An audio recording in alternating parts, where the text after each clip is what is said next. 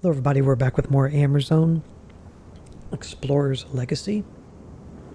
So in the last video we managed to get through, how many pages is it? Let me look at my notes here. 35 pages of the Amerzone diary that we still have in our inventory here. So we can look at this beside us. It's another book. Can't really read this. Lehuko. This is the female species, and this is the male species. Particular type of bird. Okay. So this is the only page we can see, so you're not going to have me reading 30 species of birds to you in the next 30 minutes. Okay. That one actually took some loading time to get out of and look at. So yeah, if you see this symbol like in the middle of our screen here, this like X symbol kind of looks like, it reminds me of those things, you get like the spinny tacks that you could spin. They look like that. Somebody in the comments that's as old as I am will know what I'm talking about. But you could spin them on a flat surface. They might have come with a set of dice too. That's what it reminds me of. But that symbol means you can't do anything. If you left click, nothing will happen. You can still access your inventory, but there's nothing to interact with here. So we can't do anything with the drawers. So Caphardus, there's that word again. Caphardus, excuse me. We saw that in the journal. That definitely clarifies that's the right word, or the right letter. That cursive that looks like an LE is actually a C. Horbilius, like horrible, or horror. That thing's gross. I think that's a push pin, maybe holding it in place. I don't know what that is exactly there. Okay. Give it another spin for luck. Alright, let's check out the projector. Okay. So you turn it on and then you have to slide this in to see the slides. Okay, so there's the, I guess that native girl. She looks like she has a very modern top on, though. I wonder maybe if he brought her back to France and kind of, modernized her. She looks like she's wearing too modern of an outfit.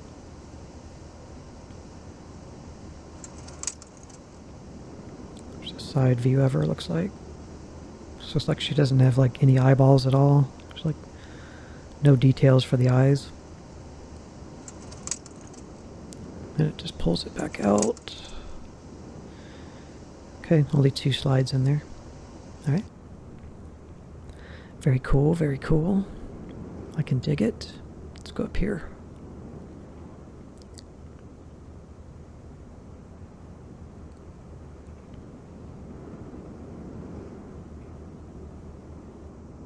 So yeah, I hope you guys like story and you like reading, because there is a lot of reading and story in this game. It's one of those kinds of games. Which I grew up on, so I have no problems with them.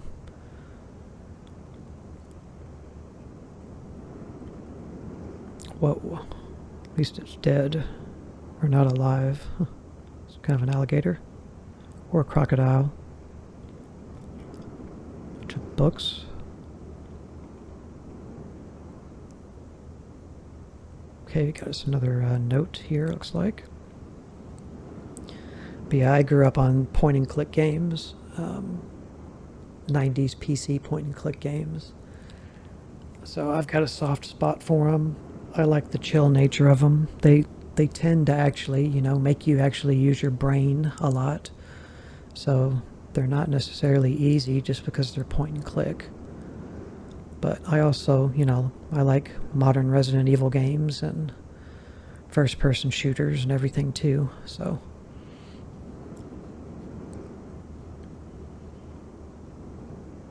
I'm of the belief that there's good games in every genre out there for gaming. It's just a matter of finding those good games. And there's also terrible games in every genre, so I don't think ignoring a genre because you think it's lame is a good idea. You're just missing out on possible good games. Alright, let's read this. Or let's take it and then let's open our inventory and read it. Okay. Told you there's a lot of text. At least this is not in stretched out handwritten cursive. See, why couldn't they just all be like this? That'd be nice. My dear friend, I am old. I am an old man in the twilight of his years. I know now that I will never have the strength to set off again to the Amerzone. My only remaining hope resides in convincing you to go in my stead, to make amends for the wrong I have done to that country over 50 years ago. I was in 1929 at the university where I was finishing my studies in natural sciences that I first heard of the Amerzone. I befriended a young law student from that country. His name was Antonio Alvarez. So that's the Alvarez I'm assuming we've been hearing about. And he was later to become the despotic, I don't know how to say that, leader that we now know today. But at the time, he was just a young law student full of ideals. He spoke with such communicative fervor about his wild and unknown country that soon I had just one idea on my mind: to set off for the Amerzone to explore those vast, intact regions and meet those strange Indians and to discover the incredible exotic plants and animals. In the spring of 1932, those gentlemen from the museum officially sent me on a discovery expedition to the Amerzone to make an initial inventory of its fauna and flora. Despite my young age and inexperience, I gained their confidence and some funds, for until that day, no renowned explorer had ever been that brave or thoughtless to venture into those vast, unviolated regions. Antonio Alvarez suggested going with me as my guide and interpreter until we got to the last steps of civilization in his country. I accepted his offer with an open heart. A second companion was to join me, the revered Father David Malkowski. Okay. A young missionary from La Capange de Jesus, who shared my fascination for the Amerzone and was burning with desire to evangelize the inhabitants of those regions forgotten by the Creator.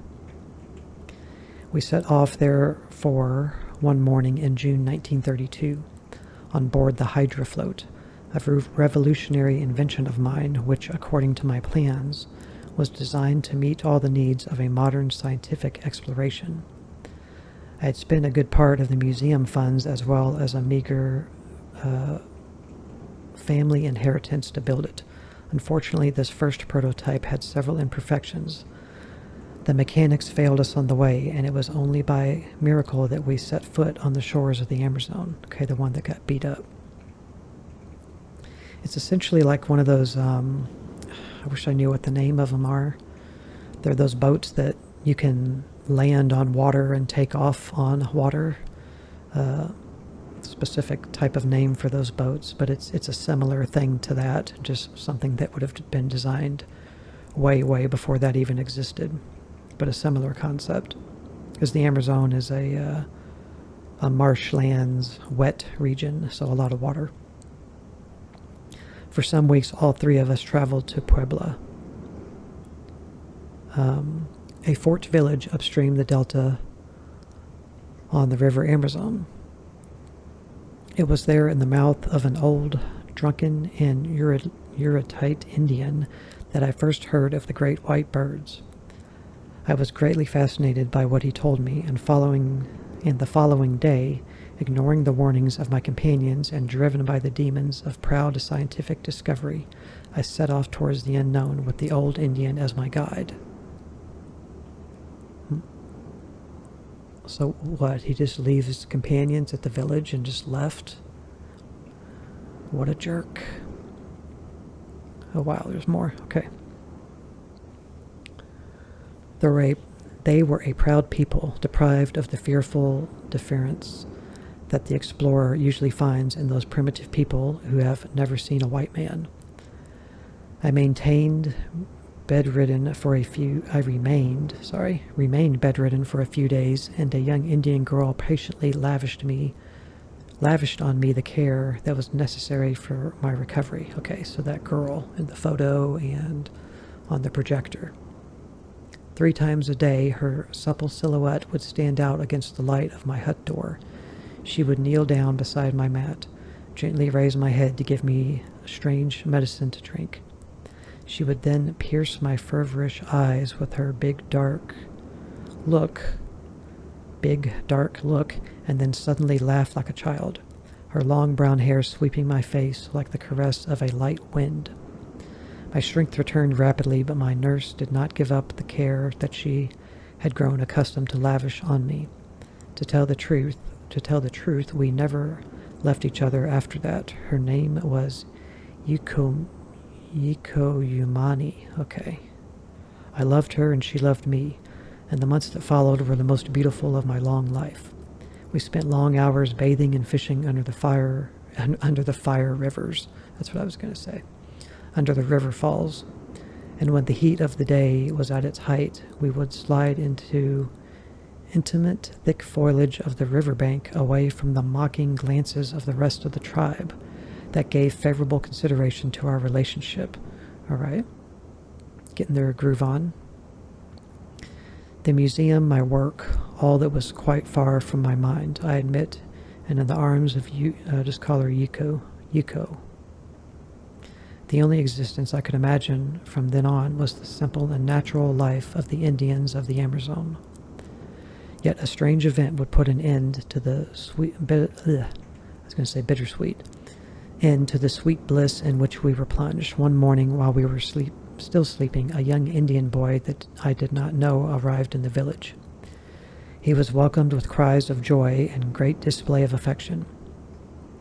Yiko signed me to get up and to watch what was happening through the branch walls of our hut. Okay, so he doesn't know how to speak their language. She hand-signed. The young boy, I recall, had a very serious look on his face. He was carrying a big canvas bag fastened to his shoulder with leather straps. Walled in by a sort of hedge of honor formed by the entire tribe, he solemnly made his way towards the village priest and lay his heavy load at the latter's feet. Okay. The venerable old man untied the straps and removed an enormous egg. The entire village was overcome by deafening silence that was hardly broken by the chirping of birds. Without saying a word, the priest introduced into the top part of the egg a long, hollow stem that ended with a funnel-like shape. With this device, he inserted a mysterious liquid inside the egg, and after a while he withdrew the stem. White wisps of smoke were now coming out of the opening in the shell.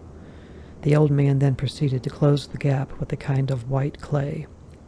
Then placing one hand on the side of the egg and raising the other towards the sky, he addressed the young boy with the following words: "Volahol, ovol, volahol."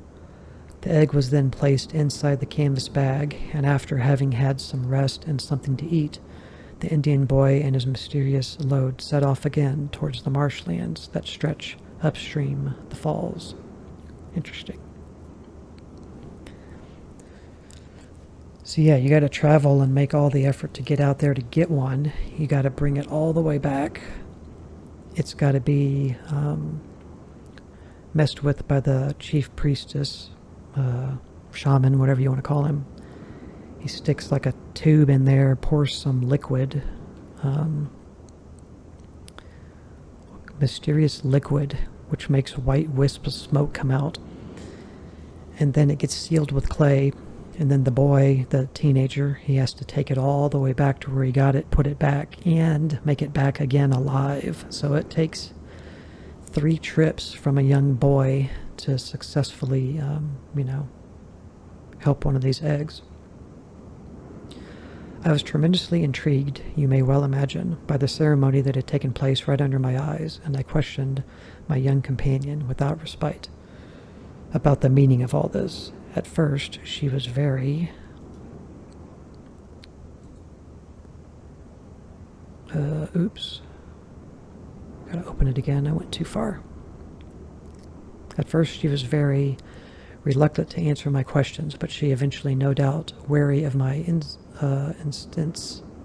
insistence, she pointed to the totem sitting imposingly over the village. At the end of the mast, there was some big wooden birds with opened wings that seemed to glide over the village.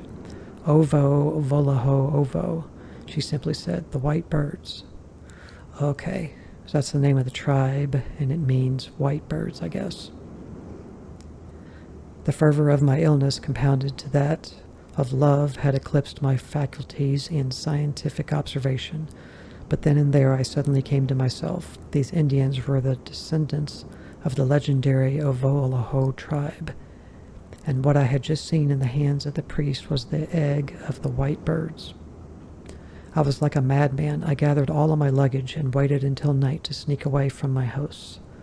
I wanted the egg, the proof that the white birds really do exist. I wanted that egg more than anything else in the world, to take it back to Europe, to see it exhibited in the main hall of the museum, to obtain a chair at the university.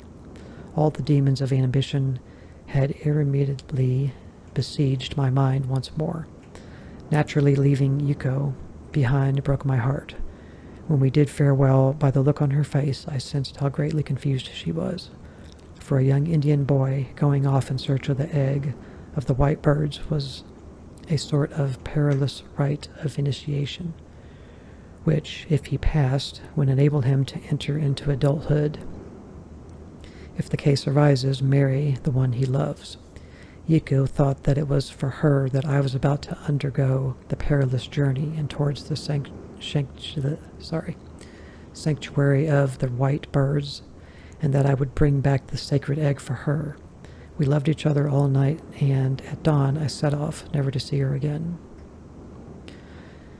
It would take me too long to tell you about the long journey towards the white birds. Suffice it to say that the adventurer who attempts it should have remarkable physical and moral courage, and that, should you lack moral strength, you still have time to back out and try, if possible, or you still have time to backtrack and try, if possible, to forget about the Amerzone.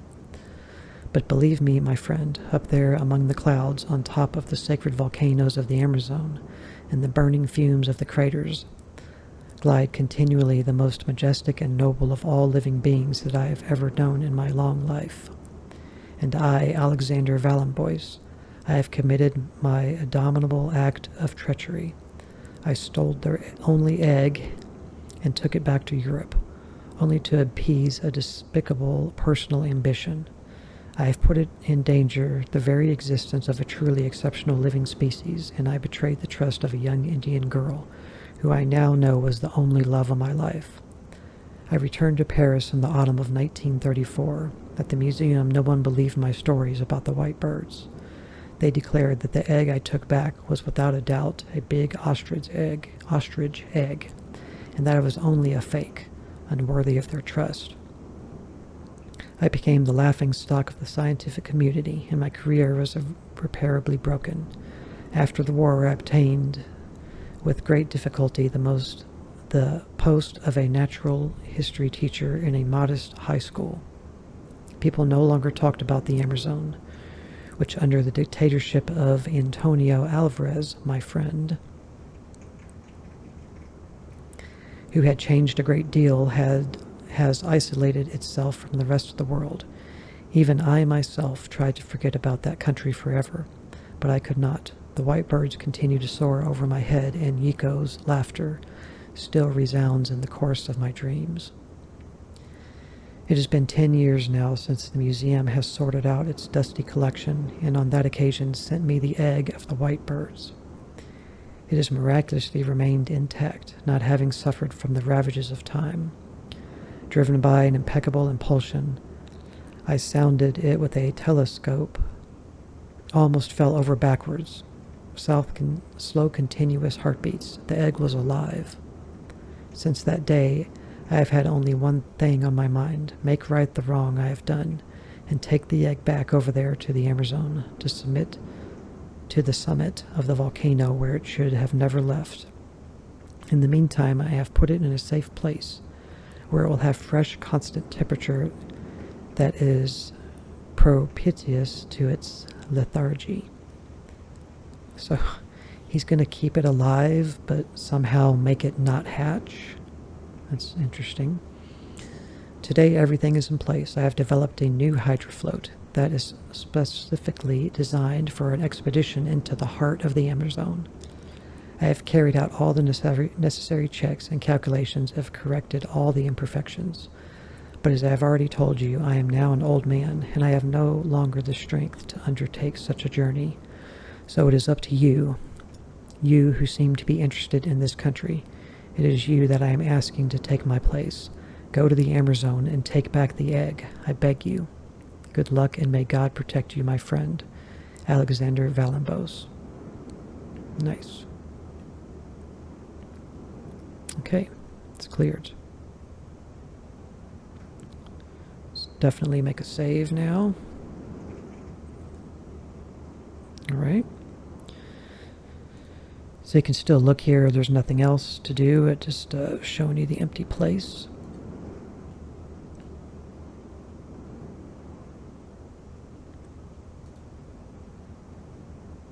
I'm sure if you anybody watching is a fan of the Myst series, you'll find some similarities in this game.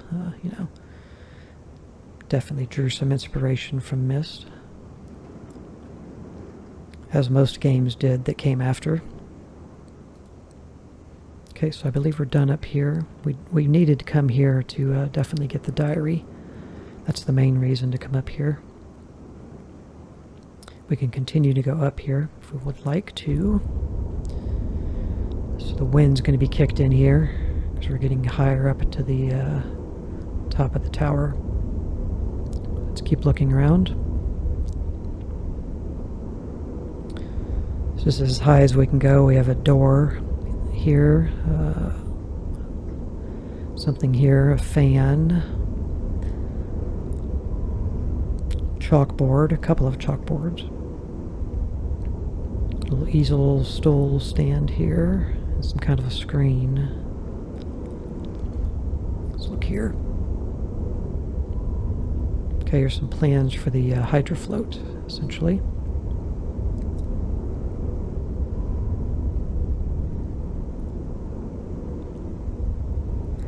It's kind of similar. It's not much of a spoiler if you haven't seen my playthrough of Siberia 1 that's on my channel as well. Also made by Microids and created by Benoit Socal. This hydrofloat is to Amerzone, is kind of the train is to Siberia. I like that they do that with these games. They kind of have their own cool, unique transportation. Okay, nothing to do here, but just look at the plans. So, okay. So here, there's a little switch here. Just turns the fan on, and it looks like there's a little model of the hydrofloat in there. So it's like, I guess he was testing something with like wind speed or aerodynamics. So he made a little small scale model.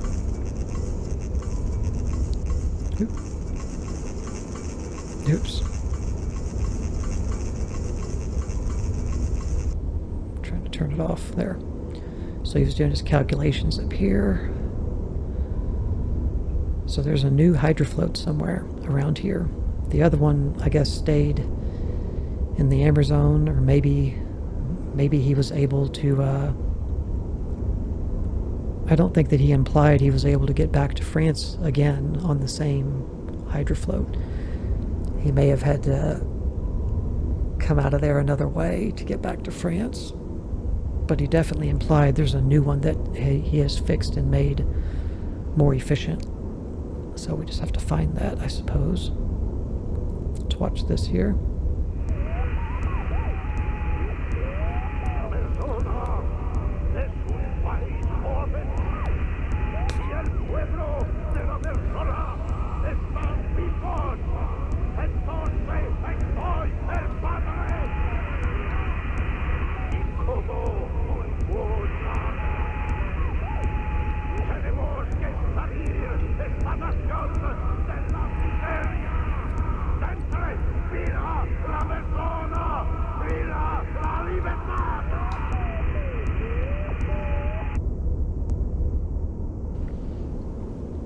That's supposed to be Antonio Alvarez, the dictator. That's just him giving a dictator speech. Excuse me.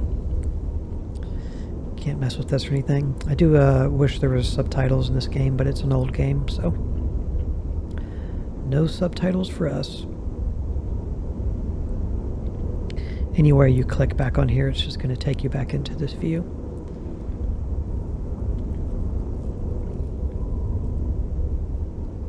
So nothing else that we can do here, but we can go out this door. So this leads out to that tower area that we were looking at. You can see the pixelation in this game when you look at the rails here. When I move up and down. It's kind of got a PlayStation 1 feel to it with the graphics a little bit. But I don't mind it.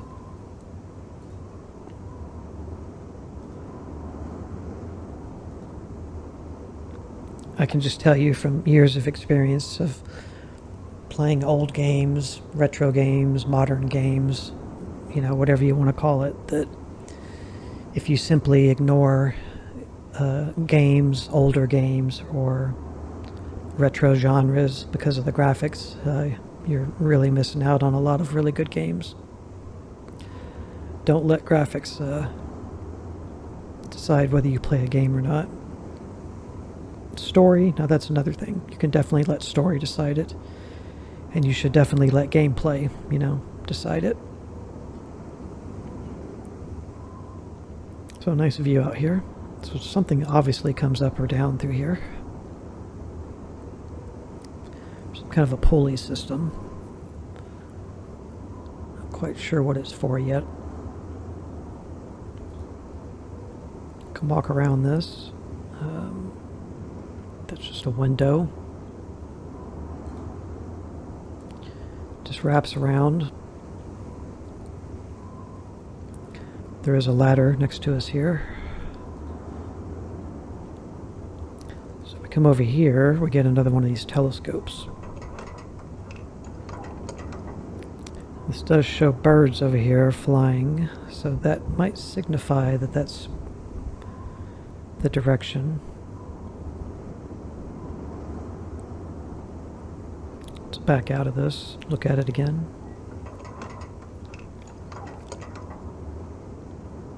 So if we're at 90 degrees, I mean that falls around 93 degrees.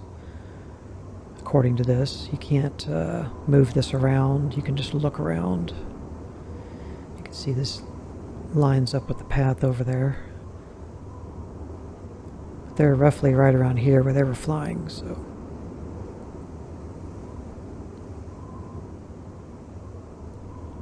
Zero, 90 to 180. So that's there. We can go up just a little bit more here. So now we're at the very top.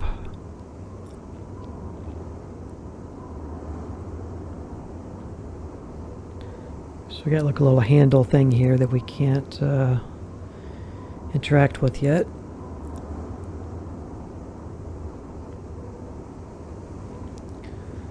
So we have 2 handles, 3 numbers.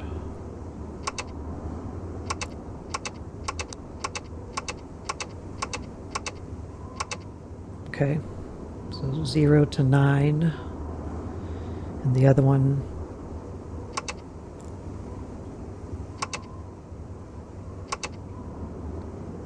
okay. So the left handle changes the digits, and the right handle switches between the columns. Right, okay. Just going to put everything back to 0, 0 for now, because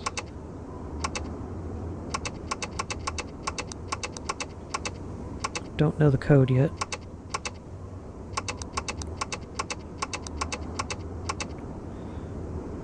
A 3-digit code, though, that we're looking for.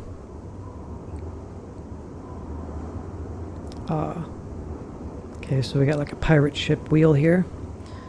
It's not turning, probably because this needs to be manipulated and or the right code needs to be put in. And then we can turn this or something. So we'll have to come back here.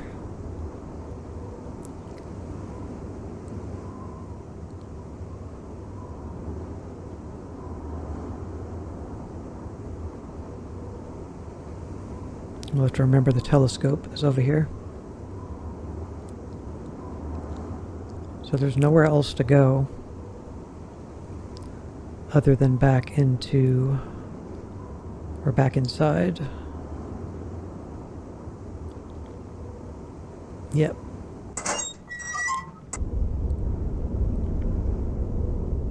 All right. Let's head back down. I think we've done everything that we can do here. Spin the globe.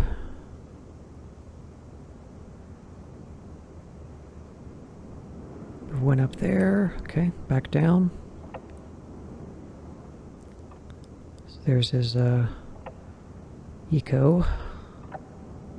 1933. So he's still here. We haven't called anybody to say that he's passed away or anything like that.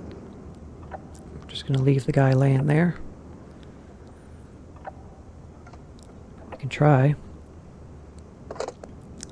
911. Nope.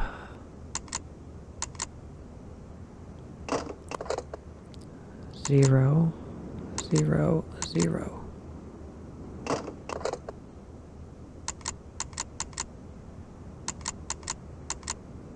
Okay. 911 doesn't work, so sorry, Alexander.